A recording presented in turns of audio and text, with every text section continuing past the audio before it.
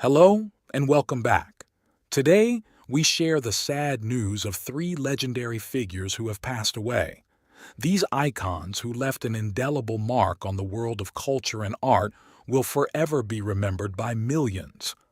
We honor their extraordinary achievements by remembering their contributions that have inspired and continue to inspire generations. If their stories touched your heart, please sign up to join us in paying tribute to these incredible figures whose memories will live on in our hearts. Let's get started. Jim Abrahams, an iconic American director, screenwriter, and one of the pioneers of modern comedy, died on November 26, 2024, at the age of 80. His name became synonymous with satirical and parodic films that changed the genre forever. Born May 10, 1944, in Shorewood, Wisconsin, Abrahams grew up in a creative family and showed an interest in theater and film from an early age. After graduating from high school, he attended the University of Wisconsin-Madison, where he met brothers Jerry and David Zucker. This meeting marked the beginning of one of the most successful collaborations in comedy history. Abrahams formed a trio known as Zaz with the Zucker brothers. Their collaboration began with sketch comedy and later evolved into cult films. In 1980, they released Airplane, a satirical spoof of disaster films that quickly became a classic. The success of Airplane opened the door for a series of comedies, including the Naked Gun trilogy. Abrahams has also achieved success as an independent director. He has directed hits such as Hot Shots, 1991, and Hot Shots, Part 2, 1993, which are shining examples of his unique approach to comedy. His ability to combine absurd humor with sharp satire has made his work popular with audiences of all ages. Outside of comedy, Abrahams was known for his active charity work. His son Charlie was born with epilepsy, which inspired Jim to create the Charlie Foundation in 1994. The foundation promotes the ketogenic diet as a treatment for epilepsy, helping thousands of families around the world. Towards the end of his life, Abrahams faced health problems. He was diagnosed with leukemia, and despite battling the disease, he remained active, continuing to write and advise young filmmakers. Jim Abrahams' death is a loss to the world of cinema. His films, full of humor and originality, continue to inspire new generations of directors and audiences. Jim left behind not only an incredible cinematic legacy, but also an example of a life dedicated to creativity and helping others. Tony Price, iconic American singer. Country blues singer whose music inspired fans for decades, passed away on November 22, 2024, at the age of 63. Her name became synonymous with the Austin, Texas music scene, where she turned her live performances into a legend. Born March 13, 1961, in Philadelphia, Pennsylvania, Tony was adopted at an early age by the Price family and given the name Louise Esther in honor of her grandmothers. Music has always been an important part of her life, and she began singing at a young age, drawing inspiration from the blues and country music traditions. After moving to Austin in the late 1980s, Tony quickly became one of the leading performers on the local scene.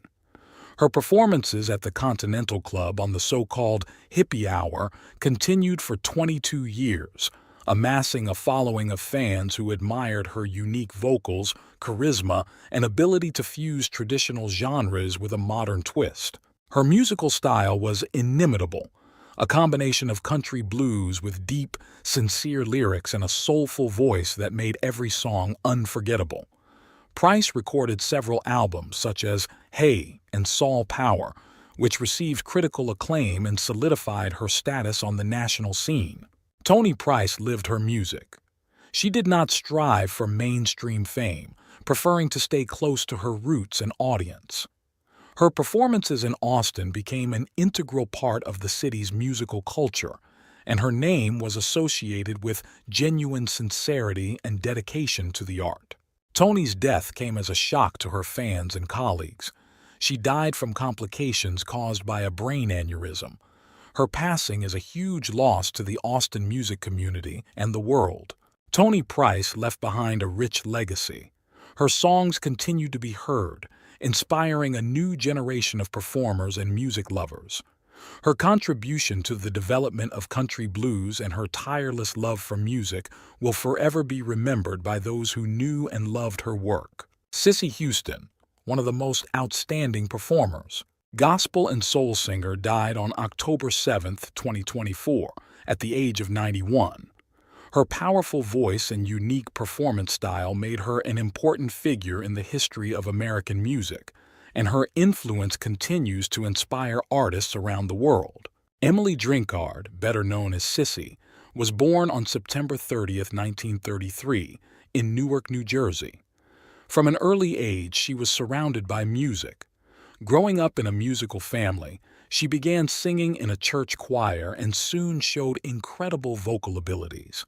Her career began as part of the family choir, the Drinkard Singers, which became the first step to her future fame. In the 1960s, Cissy became a founding member of the Sweet Inspirations, which gained widespread popularity as a backing vocalist for artists such as Aretha Franklin, Elvis Presley, and Van Morrison. The group created an unforgettable sound, and their harmonies became a benchmark for the music industry. She was especially prized for her deep, emotional delivery, which perfectly complemented the voices of the lead singers. However, Cissy wasn't limited to being a backup singer. In the 1970s, she launched a solo career focusing on traditional gospel. Her albums, such as Amazing Grace and Think It Over, received high praise from critics and cemented her status as one of the genre's top performers. She won 2 Grammy Awards for her work, a testament to her skill and talent. Cissy was also known as the mother of the legendary Whitney Houston, one of the most successful singers in history. It was Cissy who first discovered her daughter's talent and helped her take her first steps into the world of music. Their bond always remained deep, despite the tragic events that accompanied their lives. Cissy spent her final years battling Alzheimer's disease. Despite her deteriorating condition, her music continued to play, reminding us of her incredible contribution to culture. Cissy's death is a huge loss for the music world. Her name will forever remain in history as a symbol of dedication to music, faith, and perseverance. She left behind a legacy that continues to inspire and delight new generations. Her voice, which penetrates the very heart, will live on in the hearts of millions of fans. Nicholas Pryor, an outstanding American actor, whose career spanned more than 6 decades, died on October 7, 2024, at the age of 89. During his lifetime, he played more than 170 roles in film and television, becoming one of the most respected actors of his generation. Born January 28, 1935, in Baltimore, Maryland, to Dorothy Driscoll and J. Stanley Probst, a pharmaceutical manufacturer, Nicholas graduated from the prestigious Gilman School and then attended Yale University, where he became interested in acting.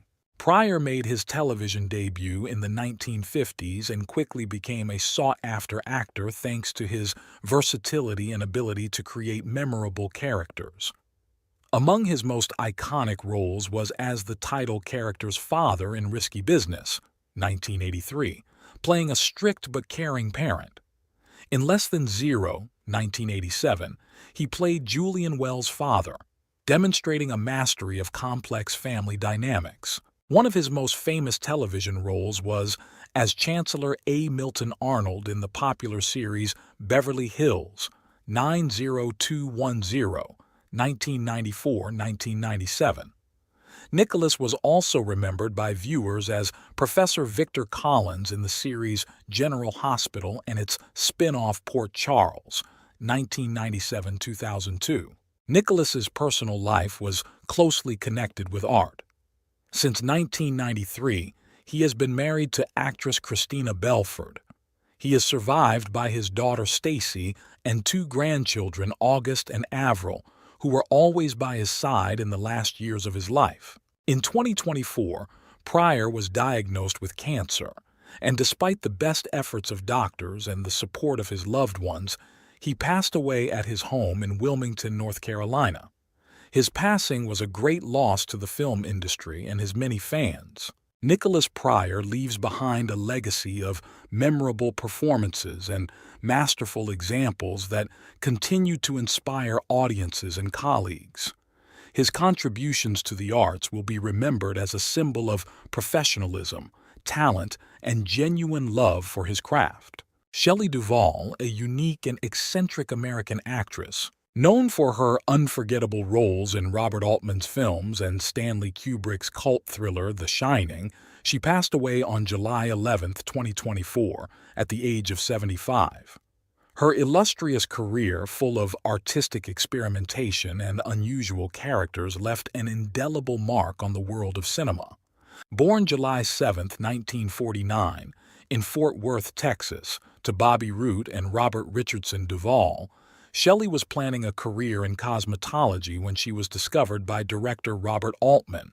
He cast her in his film Brewster McCloud, 1970, which launched her acting career. Working with Altman was a pivotal moment in Duvall's life.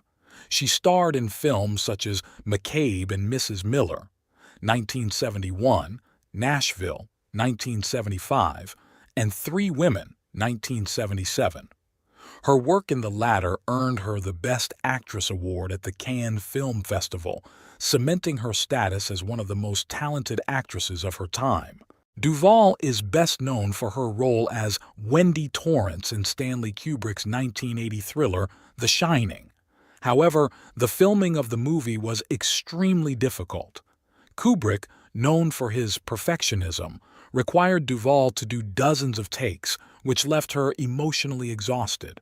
Despite the difficulties, her performance became iconic, and the character of Wendy Torrance remains one of the most memorable in cinema history. Following the success of The Shining, Shelley played Olive Oyl in Popeye, 1980, where she once again demonstrated her ability to transform into colorful and unusual characters. In the following years, she worked in film and television, creating many unique characters. In the 1990s, Duvall gradually retired from acting and moved to Texas, where she lived a quiet life away from Hollywood. In 2016, her appearance on Dr. Phil caused controversy due to discussions about her mental health, but the actress continued to find support from fans and colleagues. In 2023, after a decades-long hiatus, Shelley returned to film, starring in the independent horror film The Forest Hills. The project was her final contribution to cinema and symbolized her desire to remain a creative person despite life's difficulties. Shelley Duvall died of complications from diabetes at her home in Texas. Her partner of 34 years, Dan Gilroy, recalled that despite her struggles with the disease, their final days together were filled with warmth and joy. Shelley Duvall's death is a loss to the world of cinema. Her unique style and deep sincerity in every role made her one of the most unique actresses of her time. Her work continues to inspire a new generation of actors and directors, reminding us of the power of true talent. Mimi Hines, a prominent Canadian actress, the singer and comedian, known for her flamboyant Broadway performances, died on October 21, 2024, at the age of 91. Her career spanned decades, and she left behind a rich legacy as one of the most talented performers of her time. Mimi was born on July 17, 1933, in Vancouver, British Columbia, to Eugene Seaborn and Lillian Hines. After her parents divorced, Mimi took her mother's surname. Her youth was spent in music and art, but her path to fame began by accident. While working in Anchorage, Alaska in the early 1950s, she met comedian Phil Ford. Together, they formed the duo Ford and Hines, which quickly became popular for their unique comedy routines that combined humor, vocals, and musical performances. Their first big opportunity came in 1958 when they appeared on The Tonight Show.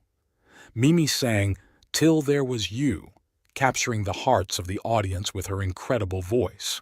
The duo became known throughout the country, and their career together flourished for many years. However, Hines' greatest fame came from her stage career. In 1966, she replaced Barbra Streisand as Fanny Brice in the cult musical Funny Girl. Her run on Broadway lasted 18 months, and critics noted that Mimi brought her unique sincerity and charm to the role, making it her own take on the iconic character. After Funny Girl, Mimi continued to shine on stage. She appeared in I Do, The Prisoner of Second Avenue, Anything Goes, and Hello, Dolly. Her skill knew no bounds, and she moved effortlessly from comedy to drama, winning acclaim from both audiences and critics. In addition to the theater, Mimi actively acted on television. Her appearances in such shows as Frasier made her recognizable and loved by viewers of different generations. In 1994, she returned to Broadway in the production of Grease, where she played the role of Miss Lynch. In 2007, she took part in the famous production of Follies in New York, once again reminding about her incredible talent. Mimi spent the last years of her life in Las Vegas, surrounded by her family and loved ones. She continued to inspire new performers with her stories of her rich career and the lessons she learned from life on stage. Mimi Hines passed away on October 21, 2024, from natural causes. Her death is a loss to the world of theater and her many fans. Her voice, her charisma, and her ability to convey emotion through music and acting will forever be remembered by those who were inspired by her art. Her work lives on stages, in recordings, and in the hearts of fans around the world. Ken Holtzman, legendary left-handed pitcher, and one of the most successful Jewish baseball players in MLB history, passed away on April 14, 2024, at the age of 78. His career, spanning more than a decade, left a deep mark on the world of professional baseball. Born November 3, 1945, in St. Louis, Missouri, to a Jewish family, Ken showed an interest in baseball at an early age and quickly stood out among his peers. His talent led him to the MLB in 1965, when he began playing for the Chicago Cubs. Holtzman pitched 2 no-hitters in 1969 and 1971, making him one of the most outstanding pitchers of his time. In 1971, he moved to the Oakland Athletics, where he reached the peak of his career. He won 3 consecutive World Series championships with the team from 1972 to 1974. In 1973, Ken won 21 times in a season, becoming one of the team's key players and a baseball legend. His style of play was characterized by uncommon precision and composure. Holtzman was known for his ability to maintain control even in the most intense games. His accomplishments include 174 career wins, the most among Jewish pitchers in MLB. After his playing career ended, Ken continued to contribute to the sport. He worked at the Jewish Community Center in St. Louis and worked to develop baseball in Israel, where he briefly became a coach for a team in the Israeli Professional Baseball League. Holtzman had been battling health issues in recent years. His condition worsened 3 weeks before his death when he was hospitalized with heart complications. Despite doctors' efforts, Ken Holtzman passed away on April 14, 2024, leaving behind a rich legacy both on and off the field. Ken's death is a loss to the sports world.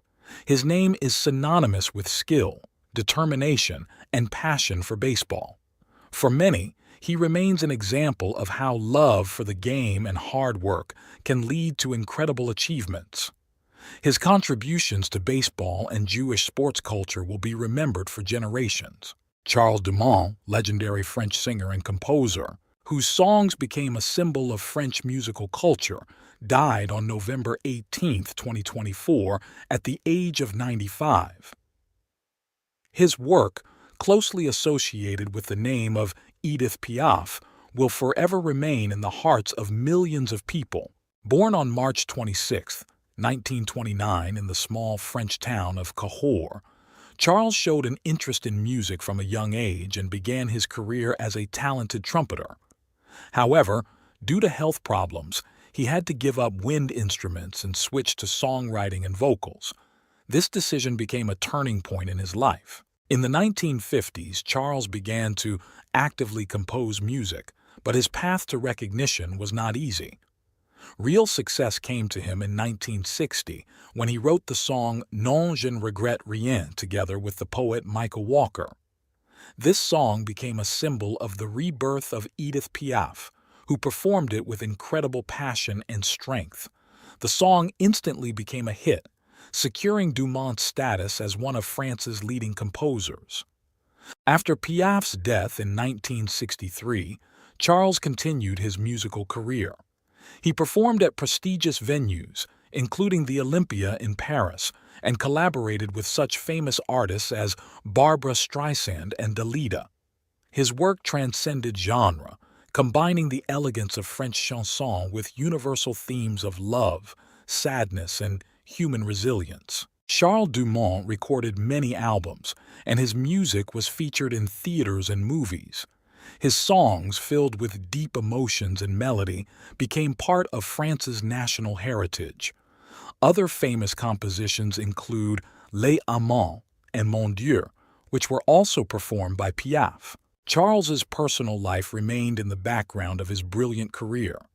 He was known for his modesty and commitment to art. Friends and colleagues noted his kindness, sense of humor, and sincere love for music. In his final years, Dumont battled a long illness. Despite his health problems, he remained interested in music and maintained contact with young performers who saw him as an inspiration.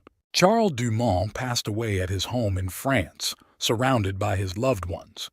His death was a great loss to the world of music. His songs continue to be heard on concert stages, in films, and in the hearts of those who grew up with his music. Dumont was more than just a composer. He was a symbol of the era, a master who could convey the entire palette of human emotions through his melodies. His work will remain a living reminder of the power of music to touch souls and transcend time. Donald John Trump. Born June 14, 1946, in Queens, New York, Trump has become one of the most famous and controversial leaders in U.S. history. Despite his political achievements, entrepreneurial success, and global influence, Trump's health has repeatedly come under public scrutiny. Physical health and medical history. Trump has always portrayed himself as energetic and resilient, often emphasizing his physical strength and ability to work. But age and the stress of his long career have taken their toll. In 2020, Trump contracted COVID-19. He had a mild case but spent several days at Walter Reed Medical Center receiving an experimental drug from Regeneron. The event caused considerable concern among his supporters and critics, but Trump recovered quickly and said he felt younger than I did 20 years ago. Trump has long avoided publicly discussing his diet, but his love of fast food, including hamburgers and soda, has become the subject of jokes. Although doctors have noted that he is often overweight, Trump insists that it does not affect his ability to work. Mental health under stress. As U.S. President from 2017 to 2021, and then back in office in 2024, Trump has been under enormous pressure.